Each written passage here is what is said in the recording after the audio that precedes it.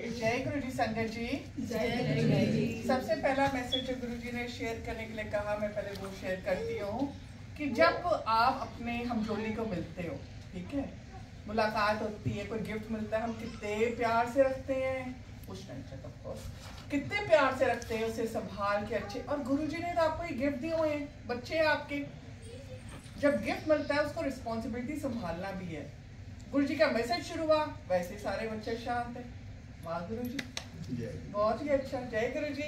तो गुरु जी ने मामा पापा के पास इंडिया भेजा 10 दिनों के लिए, और उन 10 दिनों में ऑलमोस्ट गुरु जी ने पूरी जिंदगी जी ली। पहले तो जाने के पहले पता चला कि गुरु जी शौक से पतीसा खिलाते थे, और मैं जम्मू की वेट कर रही हूँ, खुद कोई जाएगा तो पतीसा आएगा। तो जाने के पहले संगत जी से पता चला पतीसा वहीं पे है, जलंधर में ही है, वहीं पले बड़े, जिंदगी वहां बीत गई, स्कूल कॉलेज सबको जो पता नहीं था वहीं पतीसा है। ज्वाली के पकौड़े पता थे। अच्छा, तो पतीसा लेने पहुंच गए। अब पता नहीं कौन सा लेना है, वहां तो इतनी वैरायटी है। तो लेफ्ट साइड से दूसरा वाला लिया, कंची में खाती है कुछ भी। संगत जी आपके बच्चे, आपका गिफ्ट। जय गुरु जी। तो क्रंची मैं बहुत कम खाती हूँ, पर मैंने कहा पापा गाड़ी में बैठे हुए क्रंची वाला सुंदर बड़ा लग रहा है, यही ले लेते हैं। तो किलो पतीसा लिया। उसके बाद संगत जी ने यह भी बताया था कि वहां पे ना गीला गट्ठा, गुरु जी ना गीला गट्ठा खिलाते थे सबको। गीला गट्ठा कह के मैं जिस शॉप पे गई, उसे बंदे ने गूगल ही कर डाला, कहते गीला कट्ठा है, गट्ठा कुछ नहीं होता। मैंने कहा अच्छा, तो गीला कट्ठा कहाँ मिलेगा? कहते पान की दुकान पे। मैंने कहा आपकी 2 दुकानें मुझे कहा था 2 दुकानें छोड़ के मैं बाहर जाके देखूं। शाम हो चुकी थी, हरमंदिर साहब से हम आए थे। देखूं मुझे कोई दिखे ना गत्थे की दुकान, तो मैंने कहा अच्छा गत्थे की दुकान ही देख लेते हैं। तो 2 पान वाले थे उधर, एक के पास गई, मैंने कहा आपकी दुकान कब से है? कहता 50 साल से। मैंने कहा जरा रुको। अगली दुकान पे गई, कितने साल से? 5 साल से। मैंने कहा अच्छा आपका नंबर नहीं आया। मैं फिर वो पान की दुकान पे गई, मम्मा के लिए बनवाया सादा पान, पापा और मेरे लिए बनवाया गीला। उस दिन हमने पान खाया। आज आके पता चला है कि वो गीला गट्ठा था, पान नहीं था। पर गुरुजी कभी कभी संगत को पान खिलाते थे। जय गुरुजी। उस दिन गुरुजी ने पान भी खिला दिया, तो उनके तरीके वो ही जाने। 10 दिन बीत गए, जैसे माँ और बच्चों के बीच में होता है, बाल चिट्टे पर अभी भी हम उन्हीं के बच्चे हैं। तो कभी कुछ हो जाना, कभी कोई बात हो जानी। वापसी में मम्मा मुझे एयरपोर्ट छोड़ने गए, पापा ने गाड़ी हायर करा दी, रात का टाइम था, पापा को ड्राइव, नो प्लीज 80+। रास्ते में उतरने के 10 मिनट पहले मम्मा ने कुछ ऐसी बात कही जो कि अब आपसे मैं शेयर करने वाली हूँ, बिल्कुल पते की बात।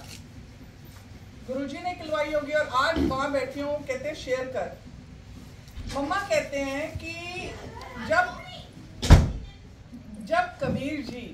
कबीर जी आप सब जानते हैं, कबीर जी के दोहे पढ़े हुए हैं। उस जमाने में इंटरनेट नहीं था, आज तक हम उनके दोहे पढ़ रहे हैं स्कूलों में। तो कबीर जी जुलाहे थे, मतलब वो मुसलमान के घर में पैदा हुए थे, और वो कहते हैं कि मेरे को तो ऊपर वाले से जुड़ना है। उस टाइम पे एक गुरु थे जो कि बड़े मशहूर गुरु थे, रामानंद जी। वो उस टाइम पे कास्ट सिस्टम भी बहुत था, तो उनको वो शिष्य की तरह ले नहीं रहे थे। इन्होंने ठान लिया था कि मेरे को तो इन्हीं को ही गुरु साधना है, तो वो लेट गए। तो रामानंद जी नहा कर आए, उनका पैर लगा कबीर जी पे, और वो कहते हम लोगों का कहीं ठोकर लगे, हम तो बड़ा उठपटांग मुंह से निकलता है इंस्टिंक्टिवली, उनके मुंह से निकला कुछ इस तरह से, आई कुड बी रॉन्ग, मुझे माफ करना वाहिगुरु जी, निकला राम के जने राम जप। बस इतना कहा गुरु ने।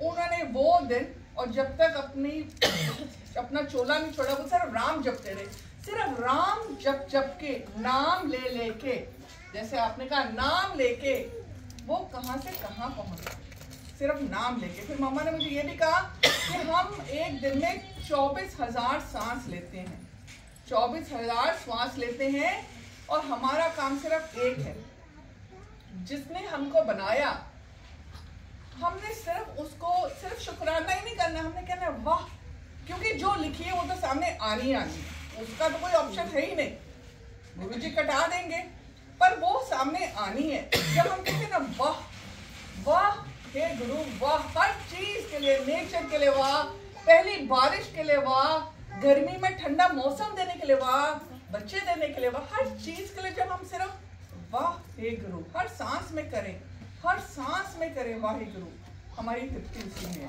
तो क्या होता है, पॉजिटिव एनर्जीज आती हैं, तो थोड़े से और हमारे जो रुके हुए काम है वो भी धीरे धीरे से होते जाते हैं। तो ये मेरे मम्मा ने कहा, मैंने कहा वाह मम्मा वाह। जाते जाते लास्ट 10 मिनट में, 10 दिन में 10 मिनट में आपने ऐसी सीख दी जो जिंदगी नहीं भूली। ठीक है, तो मैं तो मम्मा के पास गई, मेरे हस्बैंड कपिल वो 2 चीजों से बचते हैं, एक भगवान से और एक इंडिया से। तो वो चले गए अमेरिका अपने फ्रेंड्स के साथ। तो मेरा एक छोटा बच्चा है, बहुत छोटा है, वो बिल्ला है, रॉबिन उसका नाम है। अब रॉबिन का ख्याल करना था मेरे बड़े बेटे ने जो कि ह्यूमन है 31 ईयर्स का। तो उसका बिल्ला था वो, अब वो मेरा बेटा बन गया क्योंकि मेरे बेटे की हो गई है शादी। तो उसने ख्याल किया, डॉक्टर ने कहा था थोड़ा माँ के प्यार में ना थोड़ा भारी हो गया, इसको थोड़ा वेट कम करो भाई। तो मैं तो कह रहा भाई कम, जब तक मैं आई वो थोड़ा काफी हल्का हो गया। तो एक तरफ से मेरे को दुख लगे, एक तरफ से खुशी हो कि शुक्र है हल्का हो गया। मैं तो इतनी स्ट्रिक्ट हो नहीं पाती उसके साथ। बट मोस्ट इम्पोर्टेंट थिंग जो मैं आपसे अब शेयर करने वाली हूँ, जो मेरा बेटा है वो जानता है कि मैं सत्संग अटेंड करती हूँ, वो जानता है, उसने कभी अटेंड नहीं किया। हम लोग घर के अंदर घुसे हैं, कहता है इसके मत्थे पे क्या है मम्मा? मैंने कहा क्या है ऋषि? कहता आपने कुछ लगाया उसको? मैंने कहा नहीं। कहता ये क्या है? वो बहुत कम है जो फिक्र करता है, उसको फिक्र लगे। इतना लंबा लाल तिलक, लंबा सा रेड, धुंधला बट रेड। घर गया, वो घर चला गया, घर जाके फिर पूछा रॉबिन का क्या हाल है मम्मा?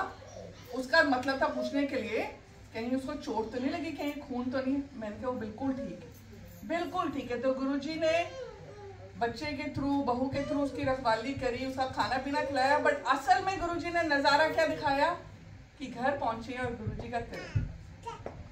कहता क्या था? मैंने कहा ऋषि मैंने बेटे को तो यही कहना था कि मुझे नहीं पता, पर अंदर से तो मुझे पता ही था ना कि गुरुजी ने अपनी केयर में रखा, एविडेंस दे दिया। तो शुक्राना गुरुजी, वाहेगुरु वाहेगुरु। संगत जी वाहेगुरु जी, वाहेगुरु जी। जय।